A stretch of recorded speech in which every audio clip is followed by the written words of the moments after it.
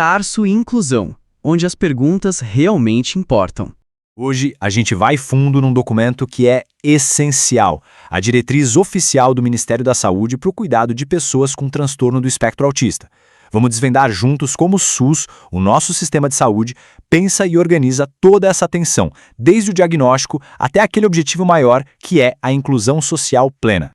Bom, vamos lá. Esse aqui é o nosso roteiro para entender essa diretriz.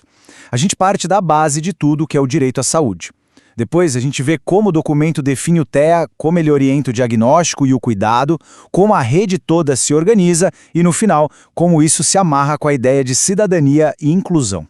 Antes de entrar nos detalhes sobre o autismo, é fundamental a gente entender qual é o alicerce dessa política toda, a base legal e até filosófica que sustenta cada página deste documento. E o ponto de partida é esse aqui, um dos pilares da nossa Constituição. O artigo 196 é claríssimo. Saúde é um direito universal. Isso quer dizer que o acesso aos serviços de saúde é para todo mundo, sem exceção. É a garantia fundamental. Então, o que esse documento faz, na prática, é pegar esse direito fundamental que está lá na Constituição e transformar num plano de ação, num guia prático para o cuidado de pessoas com TEA e suas famílias dentro do nosso Sistema Único de Saúde. Não é só teoria, é a aplicação. Certo. Com a base estabelecida, vamos avançar. Como é que a diretriz define o transtorno do espectro autista? É bem interessante ver como essa é uma ideia que, mudou demais ao longo do tempo. O entendimento sobre o autismo percorreu um caminho bem longo, né? Tudo começou lá em 1943 com o Leo Kanner, que associou o quadro a uma ideia de psicose infantil. Depois, por muito tempo, tivemos teorias que, infelizmente, culpavam os pais. A grande virada mesmo veio nos anos 80, quando a ciência começou a entender o autismo como um transtorno do desenvolvimento. E hoje, a palavra-chave é espectro, que reconhece essa imensa variedade de experiências. E aqui está um ponto central da diretriz. Ela define o TEA como um transtorno do desenvolvimento. A palavra mais importante aqui é atípico. Ou seja, não é sobre um desenvolvimento mais lento, um atraso, é sobre um caminho diferente, com suas próprias características na forma de perceber o mundo, de se comunicar e de se comportar, desde o comecinho da vida. Ok, mas então, como o TEA é identificado segundo essa política? Aqui, o documento faz uma distinção que é o coração de toda a sua filosofia de cuidado. A diretriz bate muito na tecla de um processo diagnóstico, e não de uma simples classificação. A classificação é só dar um rótulo, um nome, baseado em sintomas. O processo é outra coisa. É um esforço para entender a pessoa na sua totalidade, com sua história, seu contexto, suas potências. É uma escolha que humaniza e muito cuidado. E o que é bem prático aqui são os indicadores que a diretriz aponta. Uma equipe vai observar sinais como a dificuldade em começar ou manter uma interação, não responder quando chamam pelo nome, a falta de interesse no faz de conta ou no gesto de apontar. E tem um alerta importante, a possível perda de habilidades que a criança já tinha conquistado. Certo.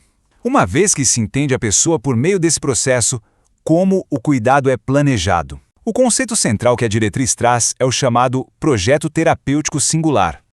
Isso aqui é o exato oposto de uma receita de bolo. O projeto terapêutico singular, o famoso PTS, é um plano de cuidado feito sob medida.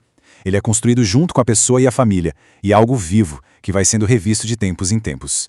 O objetivo final é sempre a autonomia e os projetos de vida daquela pessoa. E essa citação, ela é brilhante porque mostra o espírito da coisa. É uma virada de chave. Em vez de olhar certos comportamentos como algo a ser eliminado, o convite é para tentar entender. Aquilo que parece sem lógica pode ser, na verdade, uma tentativa de comunicação, uma forma de se conectar com o mundo. Agora, esse cuidado tão personalizado não acontece solto, no vácuo.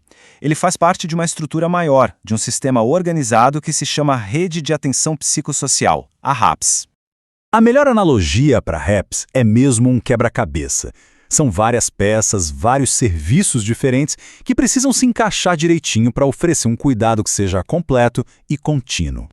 E que peças são essas? Bom, a porta de entrada geralmente é a atenção básica, o postinho de saúde. Para um cuidado mais intensivo, tem os CAPs. A rede também inclui os serviços de urgência e emergência, leitos em hospitais gerais e as estratégias de reabilitação. A ideia é que a pessoa nunca fique sem apoio. E para fechar, a diretriz dá um passo que é fundamental. Ela eleva a conversa do cuidado clínico para um pilar da nossa sociedade, a cidadania. O marco legal aqui é a Lei 12.764. Ela é importantíssima porque, entre outras coisas, estabelece que a pessoa com TEA é considerada pessoa com deficiência para todos os efeitos da lei, e isso garante uma série de direitos. E essa frase, ela é direta, forte, não deixa espaço para dúvida. O direito à educação inclusiva é inegociável. A diretriz reforça que nenhuma criança, em hipótese alguma, pode ser barrada na escola regular. No fim das contas, o grande objetivo é o que se chama de ação intersetorial. Significa que saúde, educação, assistência social, todas as áreas precisam conversar e trabalhar juntas. A inclusão não é tarefa só da saúde, é uma responsabilidade de toda a sociedade. Então, como a gente viu, esse documento oficial nos dá um mapa. Ele define princípios humanizados, uma estrutura de cuidado bem pensada. Mas a grande pergunta que fica, o desafio para todos nós é: como fazer com que tudo isso saia do papel e se transforme na realidade de cada cidadão com TEA e de cada família neste país? Fica aí a reflexão. Tarso e inclusão, onde as perguntas realmente importam.